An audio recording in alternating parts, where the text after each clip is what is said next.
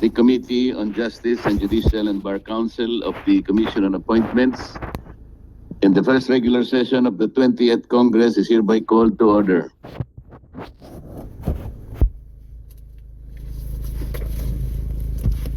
Mr. Secretary, please administer the oath to Justice Mendoza. Justice Mendoza, please stand and raise your right hand. Do you swear to tell the truth, the whole truth, and nothing but the truth in this proceeding, so help you God? Yes, Your Honor. Mr. Chair, Justice Mendoza is now under oath. Justice Mendoza, sir, you may give your opening statement if you have any. Good morning, Your Honors. I am Jose Catral Mendoza, a retired Justice of the Supreme Court. On October 25, 2017, I was appointed by the President as member of the Judicial and Bar Council, representing the retired justices of the Supreme Court on an ad interim basis. My first term expired on July 9, 2021. On the same day, I was reappointed to the same position. On July 18, 2025, after the expiration of my term this year, I was again reappointed. So this is my third term, if confirmed by your body. As in the case of my first two appointments, my latest reappointment is subject to the confirmation of this body, the Commission on Appointments. Hence my presence here. I believe that I have the necessary qualifications and experience for the position to which I have been reappointed. Primarily, before my original appointment for the JBC in 2017, I served the judiciary for 36 years. 8 years as a research attorney in both the Court of Appeals and later in the Supreme Court.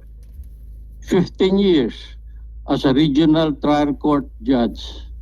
6 years as a Court of Appeals justice, and 7 years and 8 months as a Supreme Court justice.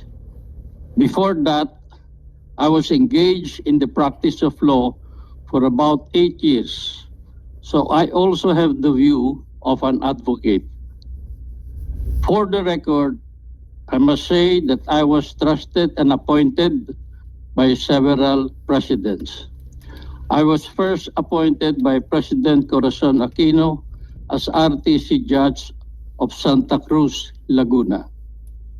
By President Fidel Ramos as RTC Judge of Quezon City. By President Gloria Macapagal Arroyo as Court of Appeals Justice and as Supreme Court Justice. By President Rodrigo Duterte as JBC member representing the retired justices of the Supreme Court, and by President Ferdinand Marcos Jr. when he reappointed me last July 18, 2025. With my experience as a practitioner, judge, justice, and JBC regular member, I believe I can really help the Judicial and Bar Council in its critical task of selecting for nomination the best and the brightest of the candidates for judicial positions. For members of the judiciary, no less than the Constitution provides that a member of the judiciary must be a person of proven competence, integrity, probity, and independence. I believe I can gauge what a good judicial aspirant is based on his academic and professional record, experience, integrity, impartiality, and judicial temperament. As this is my third term,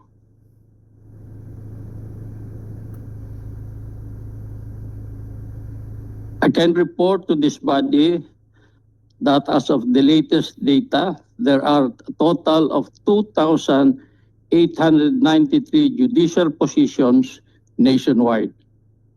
Of these, 612 positions are currently vacant, reflecting a 21.15% vacancy rate across the judiciary. Included in this number are 100 vacant positions for judges at large. Of the 612 total vacancies, 348 are published vacancies in both organized and unorganized courts. Among these published vacancies, 151 have been processed by the JBC and now have corresponding shortlist submitted to the President, to the Office of the President. This consists of 145 lower court positions, 2 associate justice positions in the Court of Appeals, and 2 associate justice positions in the Sandigan Bayan. These positions are now simply awaiting presidential action. The remaining 197 published vacancies are still being processed by the JBC. Of these, 165 are lower court positions, currently in the applicant vetting stage, with a total of 883 applicants undergoing evaluation. The other 31 positions pertain to vacant Sharia courts, with Office of the Court Administrator recommending for recommendations for opening. Beyond these published vacancies, there are 264 judicial positions that remain unpublished, representing courts that have to be opened for application or nomination. From January to December 2024, the JBC received a total of 2,262 applications for various positions. Of these applicants, 894 were male, while a significantly higher number, 1,368, were female. Meanwhile, among 262 judicial positions appointed during the same period, 108 appointees were male, whereas 154 were female.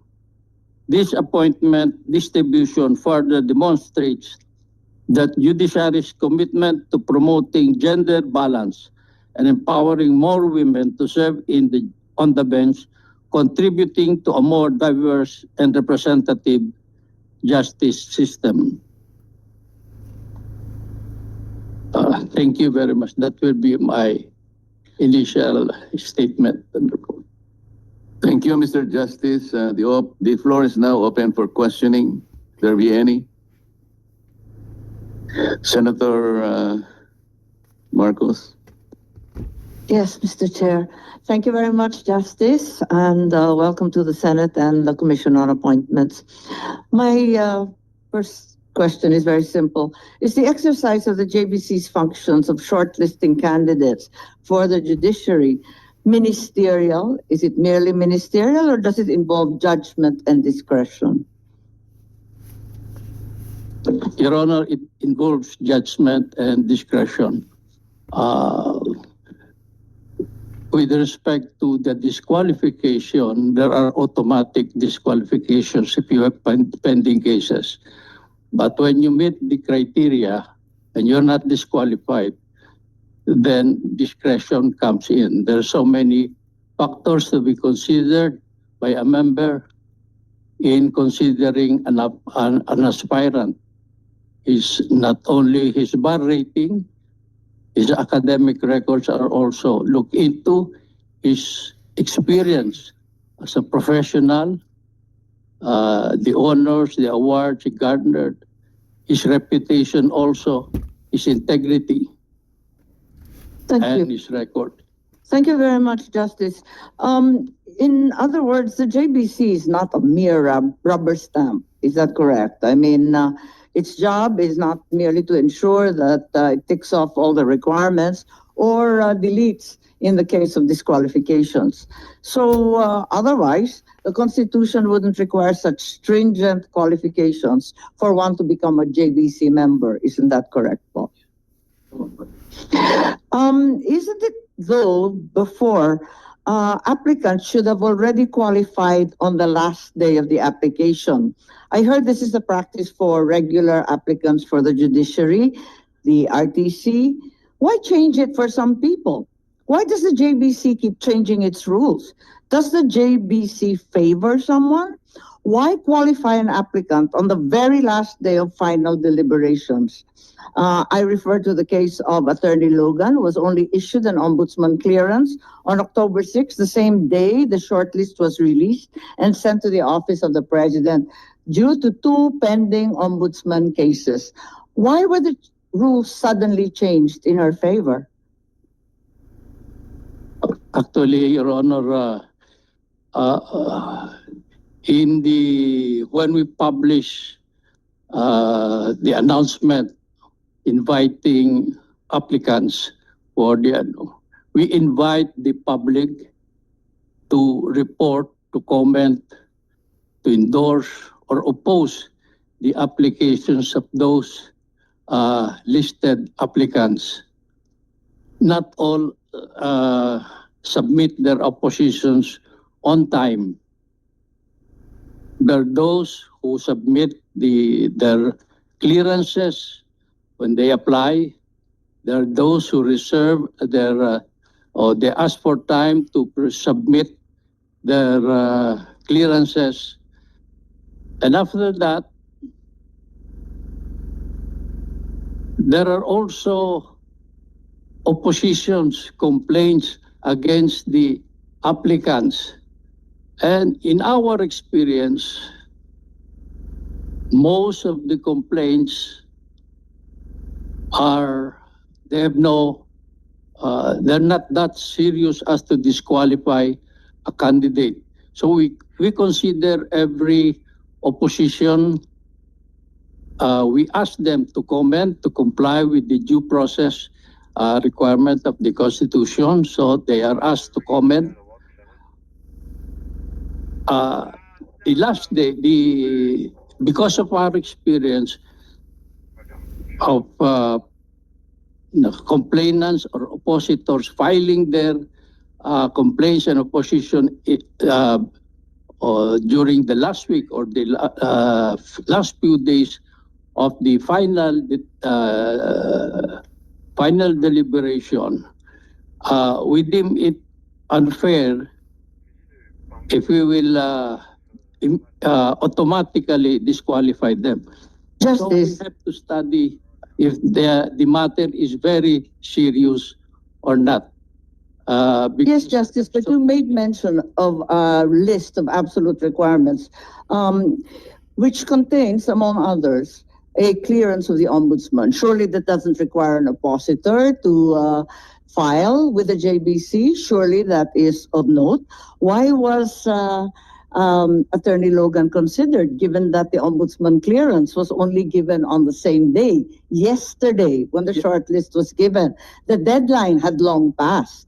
Why is the JBC changing its rules to favor certain people? It's still within the rules, Your Honor.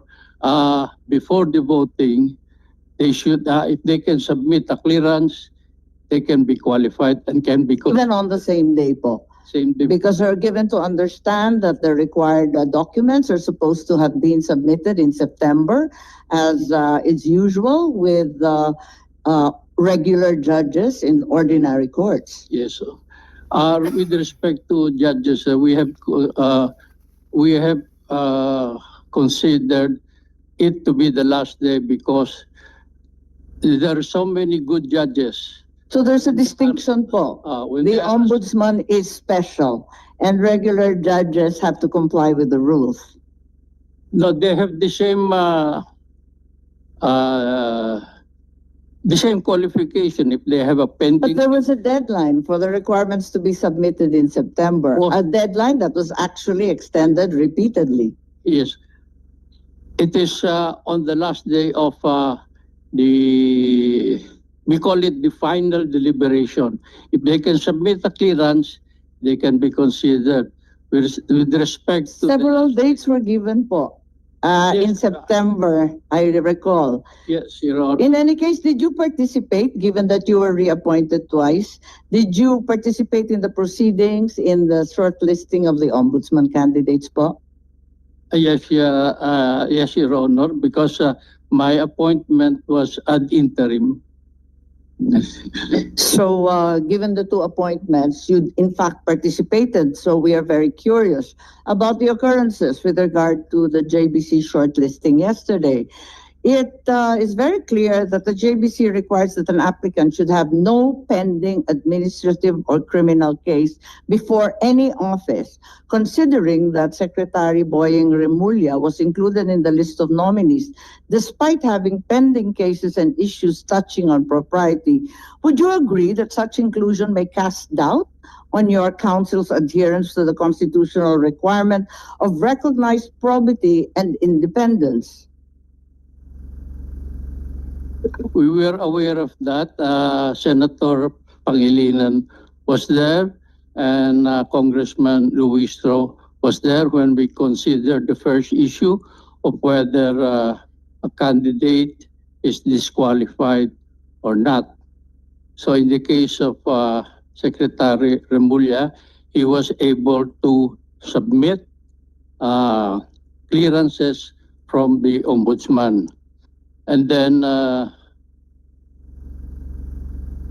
we checked the JBC rules, and in the JBC rules regarding disqualification, if you have a pending case with the ombudsman, you will be disqualified. But if there is any other administrative case before any other government agency, it will be subject the discretion and evaluation of the individual members. It is only, I do not know why the administrative cases of pending before the ombudsman are different from the other agencies, but that is the rule. And But surely you're aware that the pending cases were not merely administrative, but in fact criminal. And we can hardly say that recognized probity is in fact upheld. Mr. Roro, that is, we are aware of that, but he was able to obtain a clearance. So, As a matter of fact, some of these cases arose before Secretary Remulla made his intentions known that he intended to become ombudsman. Is this a person of recognized probity? Also, a lifelong politician? Is this a person of recognized independence? the voting yesterday was in secret, it was confidential. We do not know the members who voted for him and the member who did not vote for him. So may we ask your indulgence on that? We respect the confidentiality of the JPC proceedings because the Chief Justice Alexis Mundo even asked us to execute an undertaking that everything should be confidential for the protection of the members of the JPC, especially the regular members who are not politicians. They are apolitical. We are certain that you are aware that in 2012, for the position of Chief Justice, two pending disbarments against then Laila de Lima disqualified her. Before you answer, Justice, the chair would like to acknowledge the presence of Senator Joel Villanueva. Yes, so this occurred in 2012 when she was disqualified Yes. because of two disbarment cases. I am certain that you are aware that there are disbarment cases filed against Secretary Remulla. First, on the 23rd of September, Attorney Topacio filed.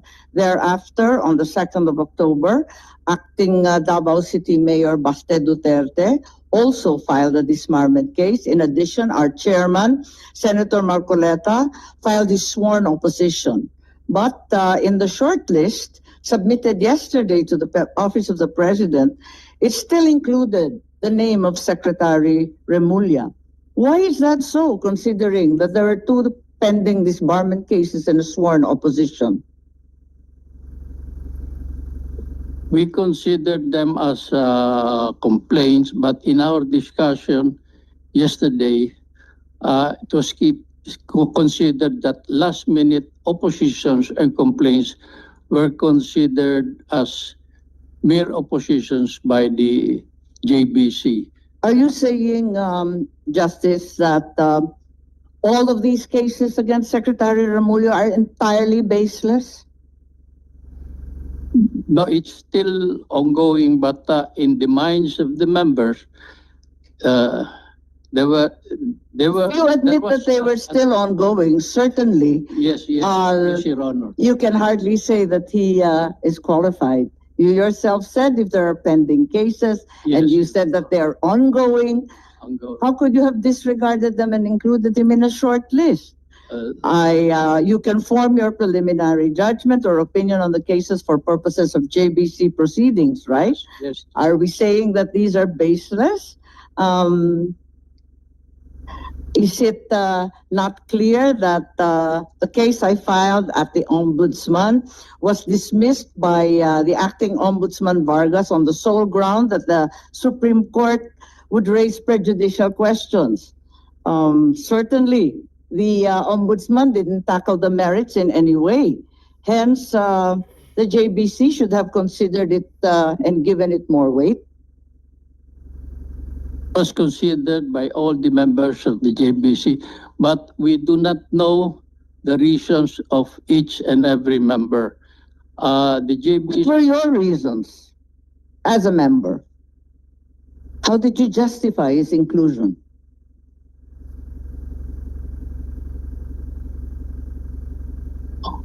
he was able to secure a clearance with respect to the criminal cases. And then with respect to the disbarment, they were considered one and the same act by the body. The members of the JBC come from different interests. I represent the retired justices. One represents the academe, one represents the private sector, and one represents the IBP. The government is represented, the Senate is represented by. Sir, we're aware of the different sectors represented in the JBC, and we are certain that they're all qualified and fit. However, given the cases that were pending, what will happen as a former Supreme Court justice if the Supreme Court decides that no prejudicial question exists and that the Ombudsman should have resolved the Remulla cases on its merits? Do you think that Secretary Remulla can ever be fair in deciding the cases against himself, now sitting as Ombudsman? If he inhibits, do you think that it will allay any notion of partially considering that it is still his underlings who will finally decide? Does that not put us in an untenable position? Yes, Your Honor, I agree that he has to inhibit himself, but he's in a position to, as the Ombudsman, he is in a position to influence the deputies if who will replace him if he inhibits himself. But there are so many factors, and we cannot at this time predict what those factors are. But the human factor is very important. Their background, their sense of justice, like that. Would not that be the same problem? Is a decision on the two disbarment cases is adverse to Secretary Remulla? How can it be enforced, considering that he is an impeachable officer? Did the JBC not take this into account? We took this into account, Your Honor. We know that there is a process. With respect to disbarment, sometimes they are directly filed with the IBP, and then it goes to it is referred to the council or the committee in the IBP, and then if they have finding already, it will go to the Board of Governors. And all their findings are recommendatory. It is after the Board of Governors of the IBP, they will recommend to the Supreme Court. The Supreme Court will be the final arbiter. Yes, Justice Mendoza, we're aware of the process. Merely that it appears that the JBC did not adequately take into consideration all these issues. We are aware, Mr. Chairman and Justice Mendoza, of the tremendous pressure upon the JBC. However, it's apparent that the JBC subverted its own rules and really performed extraordinary leniency in the case of at least two applicants, by which we're totally perplexed and rather alarmed for its future performance. That's all, Mr. Chair. Thank you very much, Justice Mendoza. Thank you, Senator Amy. Any more questions? Congressman Alan? Thank you, Mr. Chairman. Justice, may I ask for your view on the use of artificial intelligence in the judiciary? To what extent do you believe artificial intelligence may be permissibly used to aid courts? Personally, Your Honor, I use lately only AI to correct my grammar. That's all. When I research, I try to research on some issues, but I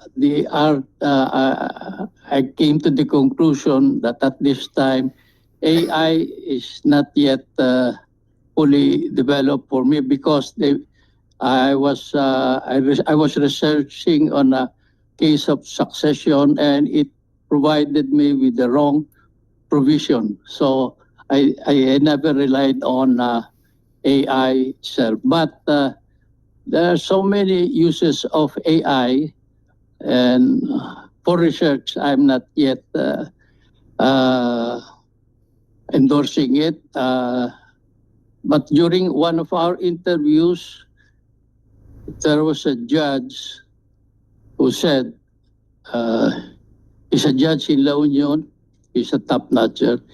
He used AI because the transcript, he asked the AI to summarize it, and the AI summarized it, and according to him, it was very accurate.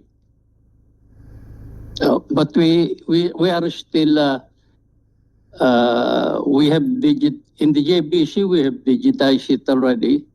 Applications are online, subject to submission of the hard copies, because what you have submitted, an applicant could have submitted in the through online may be not the genuine one.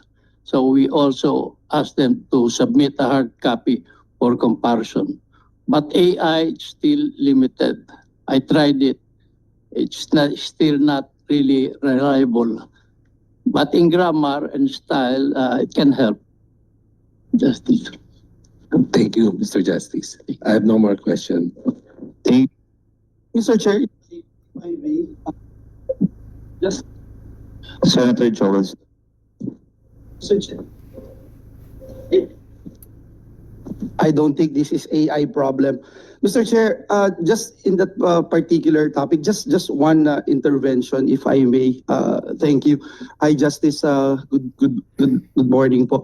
Doon po sa framework on artificial intelligence regulation, don't you think it's very important that we come up of a framework on artificial intelligence by coming up with a law that gives framework for our judiciary, Mr. Chair?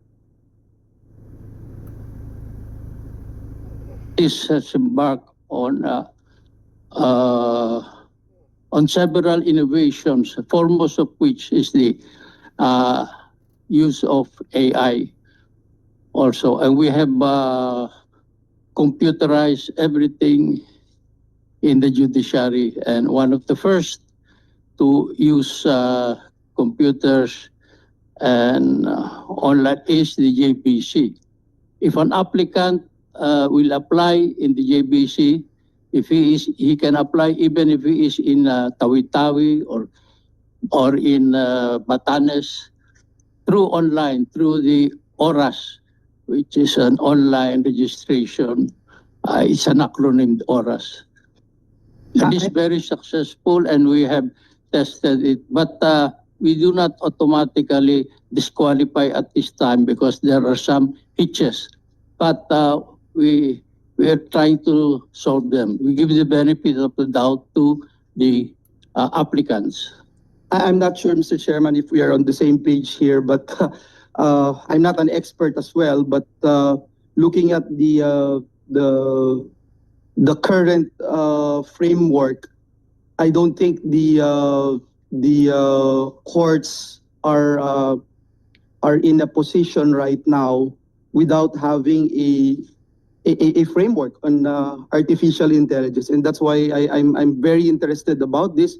We're looking at filing a bill in order to address these issues, Mr. Chairman. But anyway, it's Not yet fully developed, but the Chief Justice wants us to study that.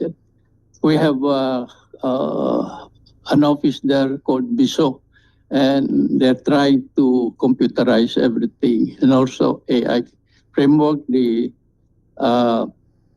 Supreme Court has, the Chief Justice created the committee to study that. Thank you, Mr. Chair. Thank you. Thank you, Senator Villanueva. Justice, a few questions from the chair. Is Your Honor. In the previous rules of the Judicial and Bar Council,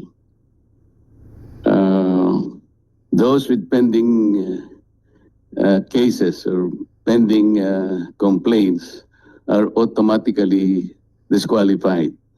The case in point is that case of then Senator, now Congresswoman Laila de Lima.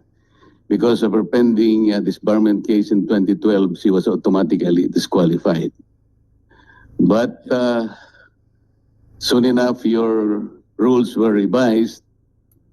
And because of that, under Section 5 of your revised rules, Paragraph B, those with pending administrative cases or complaints before any court, office, tribunal, or government office, agency, or instrumentality, or before the IBP, or any association, disciplinary committee, or body, when in the determination of the council the complaints are serious or grave as to affect their fitness for nomination, ay disqualified lamang po.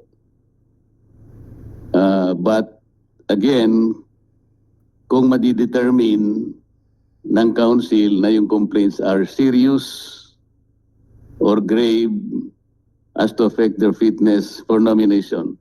Ang ibig pong sabihin nito, Justice, if the council feels that the complaints are not serious or grave enough to affect their fitness or nomination, hindi po madi-disqualify yung applicant. Is that correct, sir? With respect to disqualifications, there are automatic disqualifications like if you have been you have pending cases in criminal cases in the courts.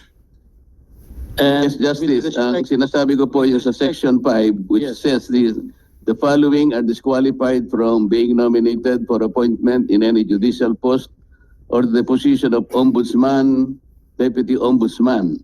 Yes, Ito pong sinabi ko, pero ang kolatilya po, when in the determination of the council, the complaints are serious or grave. Ibig sabihin po, kung hindi serious at saka hindi grave, hindi po siya madi-disqualify. po, That's correct, sir? it pertains to the administrative cases po. If it is pending in the ombudsman, an applicant is automatically disqualified. But with respect to the pending administrative cases or complaints before any office, court, tribunal, or any government office, ito po subject to this discretion of each member. Yun ang Yun nga po ang ibig ko sabihin, hindi ho, Justice. hindi ho automatic. Yun nga po. So, ibig sabihin nito dahil nag-file po ng disbarment si Mayor Sebastian Duterte, Yes po. ibig sabihin po, in the discretion of the council, hindi siya serious or grave enough. Tama po ba? Ang what I heard yesterday was the argument that it refers the complaint refers to the same act which was in a complaint previously dismissed by the ombudsman or earlier dismissed by the ombudsman. Nag-prevail na reason yesterday. I just cannot disclose the members who gave those reasons, but it prevailed yesterday. Yes, sir. This representation, Justice, filed a sworn opposition to the application of Secretary Rimulya to the office of the Ombudsman on two grounds. Secretary Rimulya publicly announced that he added restitution as requirement to the Witness Protection Program. That requirement does not exist in the law, but he insisted. That justice, to my mind, clearly indicates or demonstrate the lack of required legal acumen as well as adherence to the standards of probity befitting an ombudsman. Second, the Secretary's affirmation of the bending the law constitutes a violation of the Code of Professional Responsibility and Accountability. These two grounds, Mr. Justice, are not enough for the JBC to consider. Like this, we receive your complaint or your opposition against Secretary Rimulya. We considered the reasons, but there were two issues yesterday. First was whether or not he is disqualified.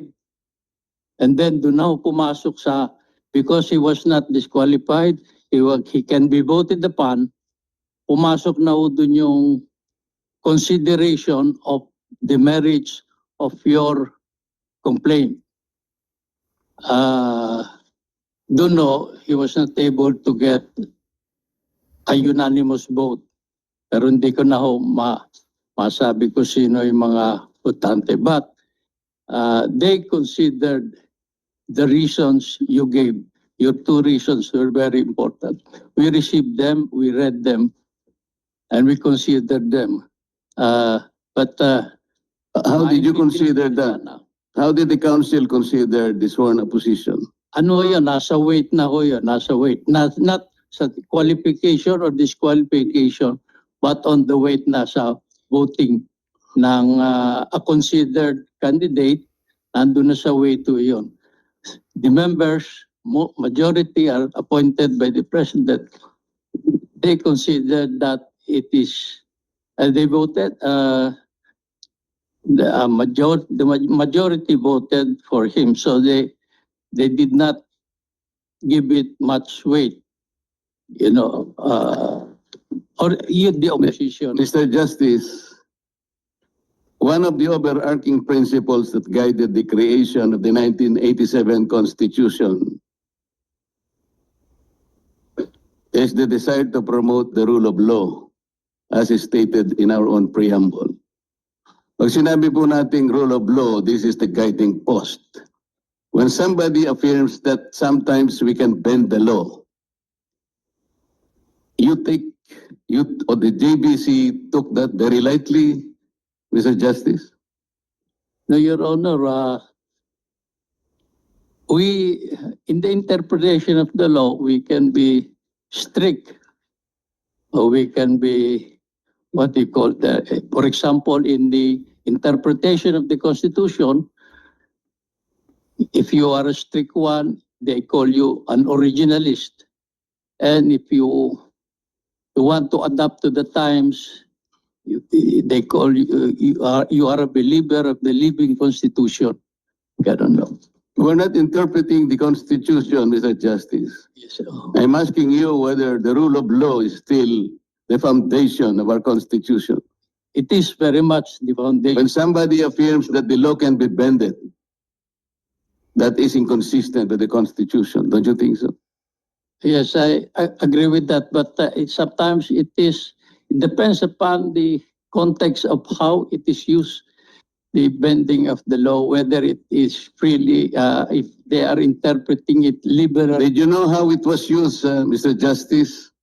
Yes, We were discussing Yes, whether Your or not restitution yes, Your Honor. is a requirement for an applicant to be processed under the Witness Protection Program. Yes, Your And suddenly the Secretary of Justice insisted that one requirement is restitution. It is not there. aware of that. Yes. And somebody suggested that sometimes the law should be bent. That was the context, Mr. Justice. I heard it, Your Honor. I saw it on. And if you hear it from no less than the Secretary of Justice, abrogating all the cornerstones of our belief in ourselves, in our Constitution, then you still include him as an applicant to the Ombudsman. Somebody who will preside over the lives, the properties and liberties of every citizen of this country. You take light of that. The JBC will take light of that, Mr. Justice. The majority considered it as slight. So the majority The majority. took light of the opposition of a senator of this republic, Mr. Justice. That is a fact, Your Honor. And 6 of them, based on their discretion, the opposition is not worth it. Is that it, Mr. Justice?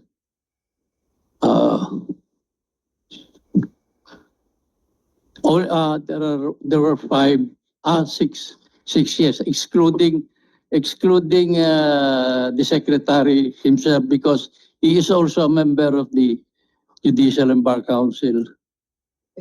Because of his inclusion in the shortlist, Mr. Justice, will you favor amending further your rules Yes, Your Honor. that would give a chance that all prospective nominees or applicants to the Ombudsman should already be subjected not to the JBC, but the Commission on Appointments?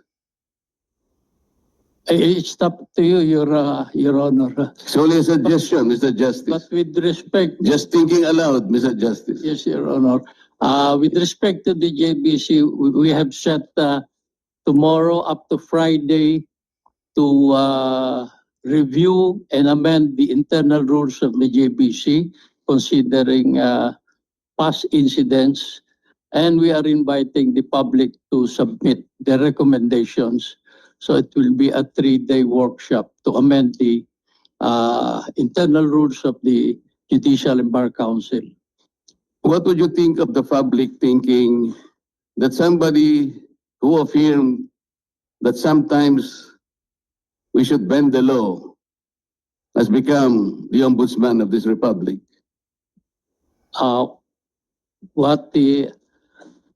I do not have time really to read the social media, but my position is different.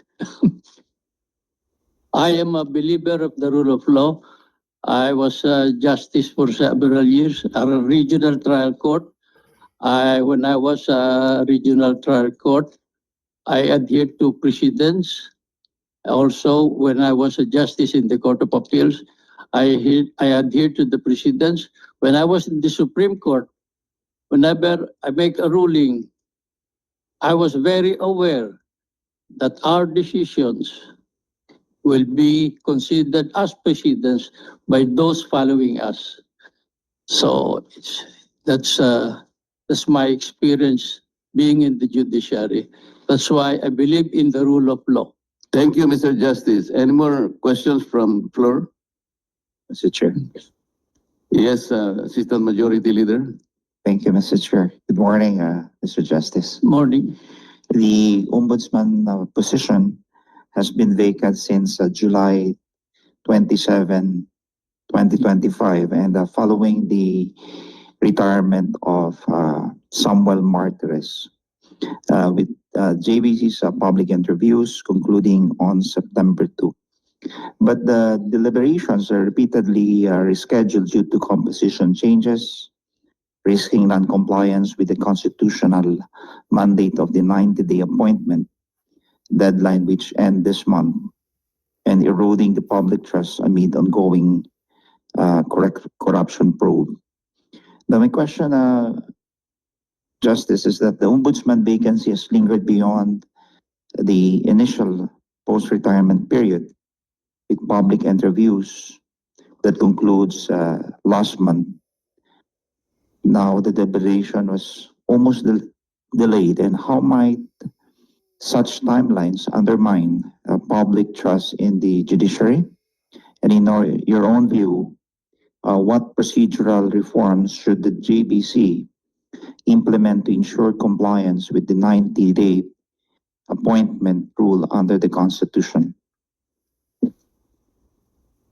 In every case, like the Supreme Court Justice, the Constitution provides that the appointment should be within the 90-day period from vacancy.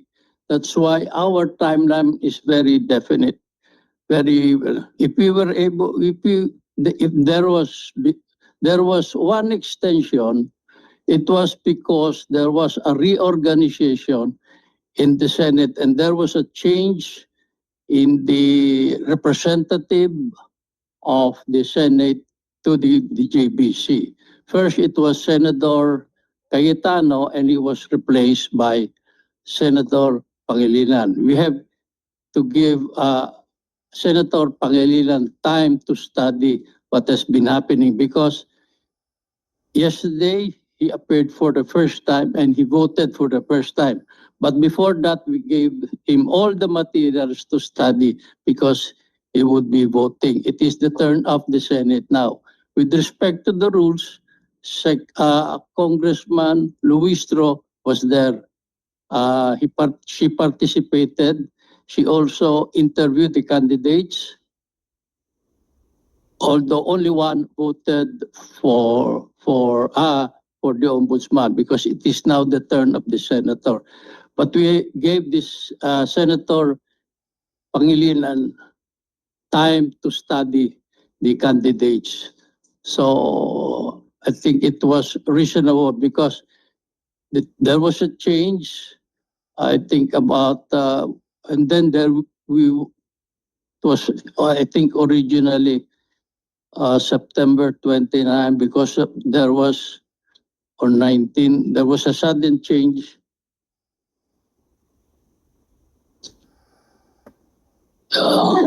And there was a sudden change of representative. We just wanted Senator Pangilinan to study the matter because he will vote. And he did vote yesterday. And the 90-day period, Mr. Justice, would end on what day of this month? Ombudsman Martires retired. His term expired July 27. So the president has until October 25 to appoint. Okay. Now, We were very aware of that. That's why we could not extend anymore because there's so many complaints we have to study.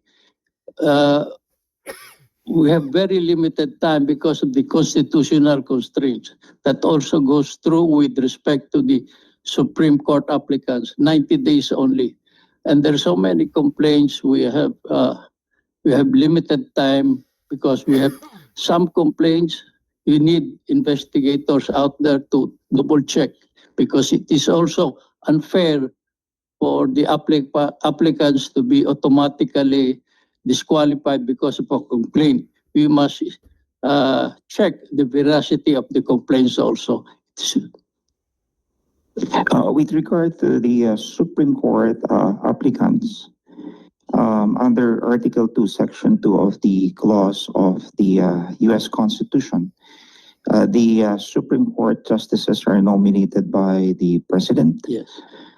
and confirmed by the Senate by a majority vote or simple majority of the Senate, emphasizing legislative scrutiny, but often criticized for partisanship and delays, which average of at least 70 days. This contrasts with the Philippine JBC, which is insulated vetting, prompting debates on balancing executive power with checks.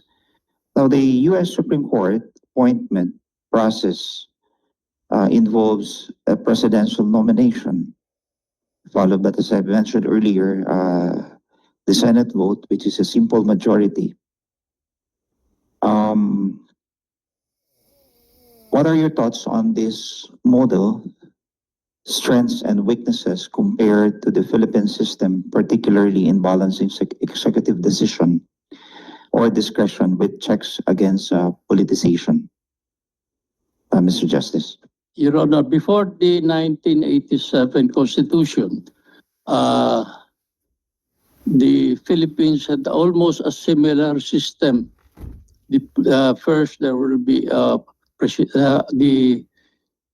the president will name a nominee, and then he will be subjected to his appointment will be considered for confirmation by the Commission on Appointments, consisting of the members of the lower house and the upper house. In the Supreme Court in the United States, as you have mentioned, it is only by the Senate by a majority.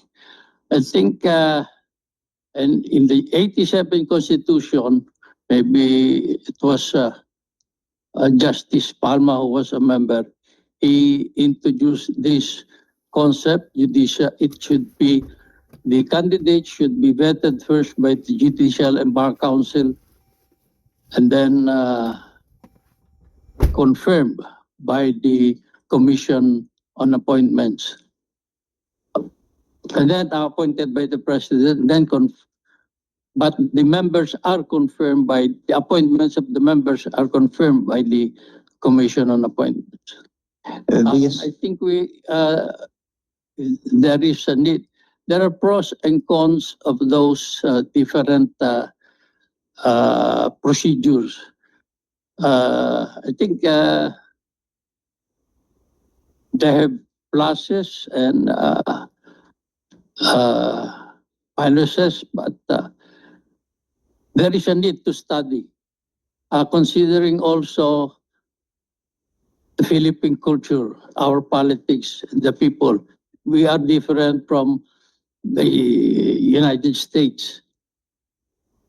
We can adopt it if it will only be the Senate minus the House of Representatives. My personal view is that the House of Representatives should also be represented, either before or after.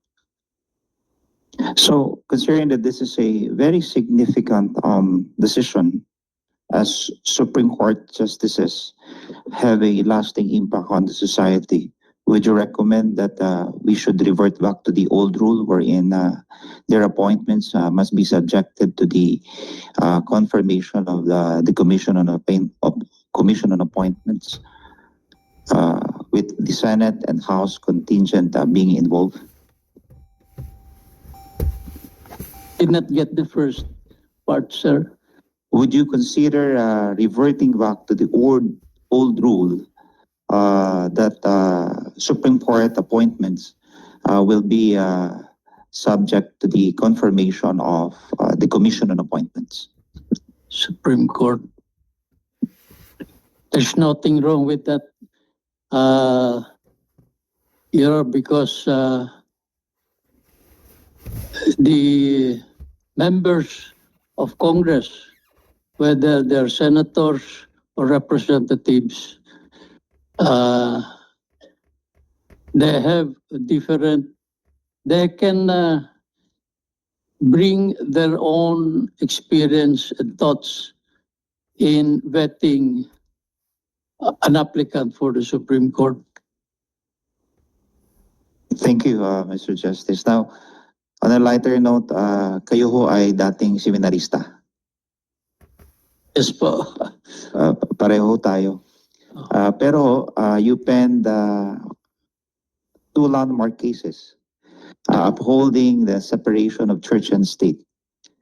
Yes po. Can you share with us kung ano tong dalawang Supreme Court decision, landmark case that upholds the separation of church and state? Actually, yung sa the first one is the RH law, sir. Yung RH, I declared that the RH law is not unconstitutional. But there are provisions there which I recommended to be, because as a ponente, you just recommend, subject pa ho yan ng mga agreement, disagreement ng inyong kasamahan. I recommended that they be, because, for example, sa health, if you do not agree with the family planning, you'll be terminated. And that will be against your religious belief, because you do not believe in abortion, you will be terminated. And it was my view at that time, and even now, that he should not be terminated for his religious belief. Ganun, no? The other case that you penned? The other case is somebody complained that the Hall of Justice in Quezon City is being turned into, because the complaint was that it was favoring the Catholic Church and that it should be forever banned, the holding of masses in Quezon City Hall.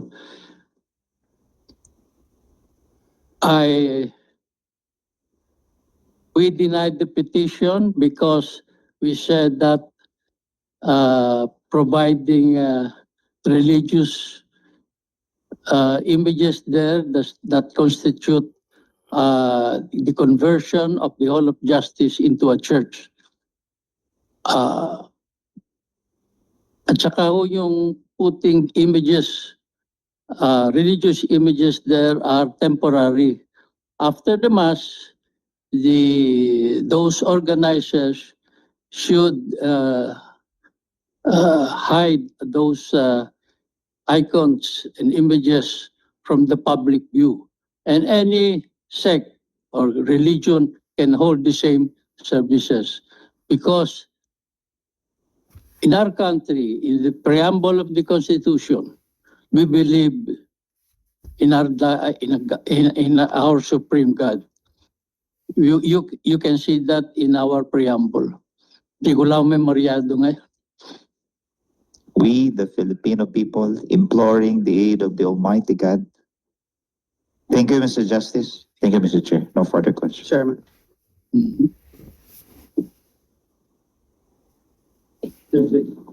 Senator Joel. Yes, thank you, Mr. Chairman. Mr. Chairman, I actually have a couple of questions here with me, but I can forgo some of it if you are in a hurry, Mr. Chairman.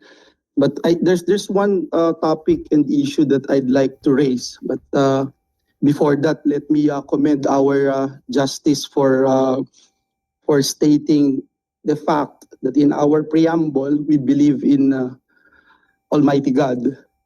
And so, as mentioned by our Deputy Majority Leader, in reciting the preamble of our Constitution with the sovereign Filipino people imploring the aid of the Almighty God. And obviously, we don't need to ask that question who that God is. But Mr. Chairman, it has been my lifelong advocacy in raising the issue of contract of service, job orders in government agencies and departments. In fact, Mr. Chairman, since I became a member of the Senate, we have been scrutinizing the list of job orders and contract of service in government, while when this representation was the chairperson of the Senate Committee on Labor, we passed the ending ENDO bill. Obviously, because we wanted to address the issue of the evils of end of contract. But it is very hard to advocate that initiative because the government is actually the #1 violator of ending ENDO. I started, Mr. Chairman, there are only about 650,000 job orders, contract of service in government offices. And now it's ballooned to about 900,000. And looking at the judiciary, there are about 12,039 unfilled positions in judiciary, 95.6% in the Supreme Court and lower courts. And this is a factor in the delay of case disposition. I would believe so, and contribute to the 637,919 pending cases in 2024. Now, the judiciary's backlog continues to grow with pending cases rising by 3.5% in 2024. And as I mentioned earlier, 12,039 unfilled positions nationwide, mostly in lower courts, Your Honor. May we know from our nominee, how can the Judicial and Bar Council help in addressing this chronic manpower gap? Would the nominee or Justice Mendoza support perhaps streamlining JBC vetting procedures, or perhaps recalibrating qualification standards to accelerate the appointment of judges, of course, without compromising integrity, Your Honor? Your Honor, before, we process applications by regions. We thought by regions, we can easily dispose of we can fill up the vacancies. Now we have resorted under the leadership of Chief Justice Esmundo. We opened them simultaneously nationwide from Apari to Holo to Tawi-Tawi. We simultaneously open as if there are vacancies, we open them upon recommendation of the court administrator. But there are some newly created courts we just cannot open for application because there are no infrastructures. Courts are created, but there are no automatic appropriations. We have no courtrooms and we do not have money for the personnel. If you appoint a judge, you have to appoint also a clerk of court, a sheriff, a stenographer, and so forth, and the utilities, a process server. You have to have money for them. And these infrastructures, we have several courts. There are about 80. Mr. Chairman, I'm sorry, Justice, but I am talking about 12,039 unfilled positions. Yes. Does it mean there's no funding available for that? Because that's unfilled. No, the court administrator they are constantly processing all the applications. But there are some courts which are not created. For example, even the Sharia courts, we have a problem. There are Sharia courts in the Barm area, and there are several Muslims outside the Barm area. And then we lack also candidates. For example, we require in the Sharia courts that they be members of the bar. They've already passed the Sharia bar, but most are not members of the Philippine bar. And it is required that they be members of the Philippine bar. There is a bill, I think, sponsored by Senator Padilla, that this be addressed. It's still pending. So we cannot immediately fill up the Sharia courts. But we have been informed by Acting Chief Justice Leonen yesterday that they will come up with guidelines so we can open the Sharia courts. But with respect to the regular courts, there is a need to build the infrastructures. Mr. Chairman, sorry, I really am not trying to ask questions on the Sharia courts and the building of infrastructures, etc., Mr. Chairman. I am more concerned of the unfilled positions, which I believe is already funded, Mr. Chairman. So just to put on record, may we know if the nominee is supporting perhaps the streamlining of JBC vetting procedures, or perhaps, again, recalibrating qualification standards to somehow accelerate the appointment of judges, again, emphasizing without compromising the integrity of the nominees, Mr. Chair. I am for that, Your Honor. We you. will expedite it and without sacrificing integrity. And we are doing that. We are publishing the names and the vacant positions, the vacant positions, I mean, and the names like that. Thank you, because I think it's music to the ears of the employees, present employees of the judiciary, looking at the 12,039 unfilled positions. Now, going back to what you mentioned about Sharia courts, etc., what is your position with regard to the reviewing of BP 129, which this representation believe is already outdated, and the need to integrate Sharia justice system?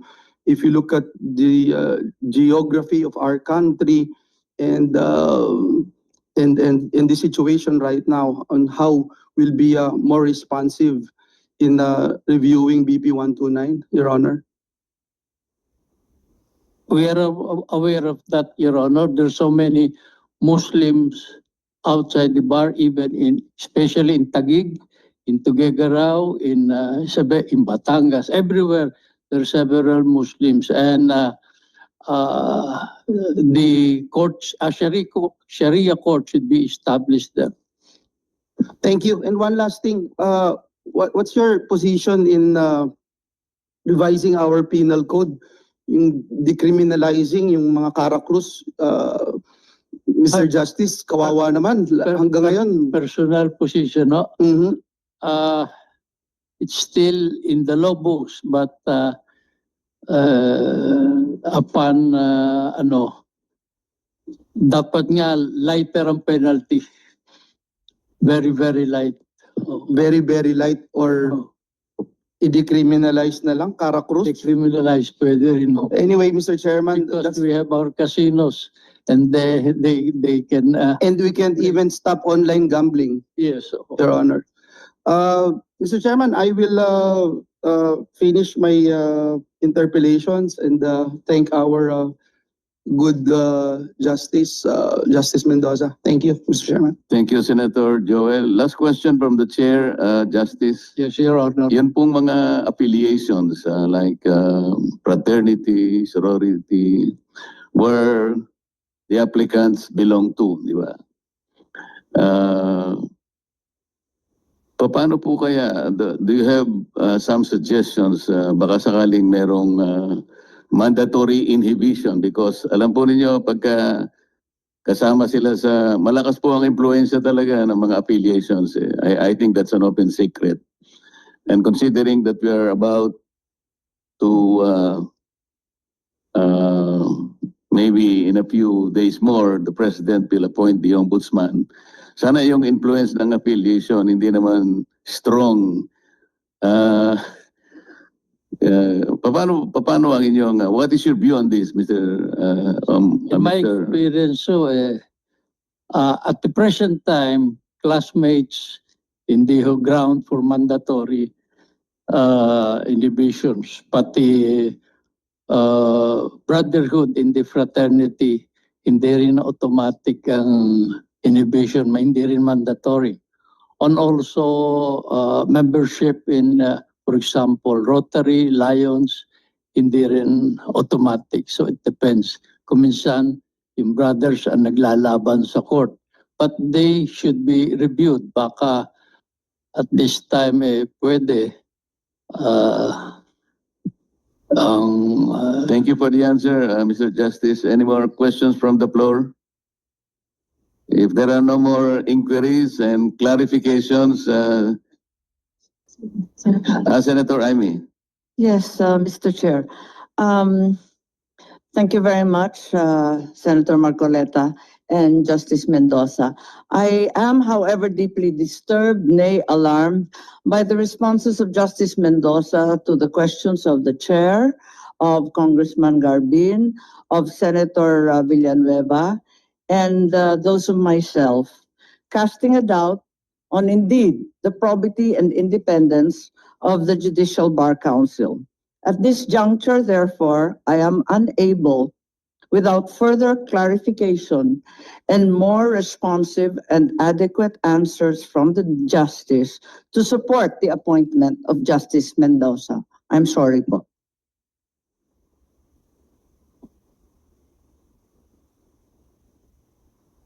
Mr.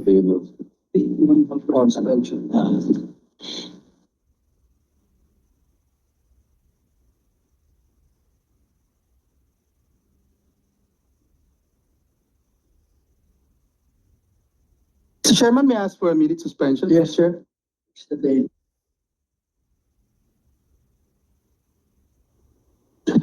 Session suspended.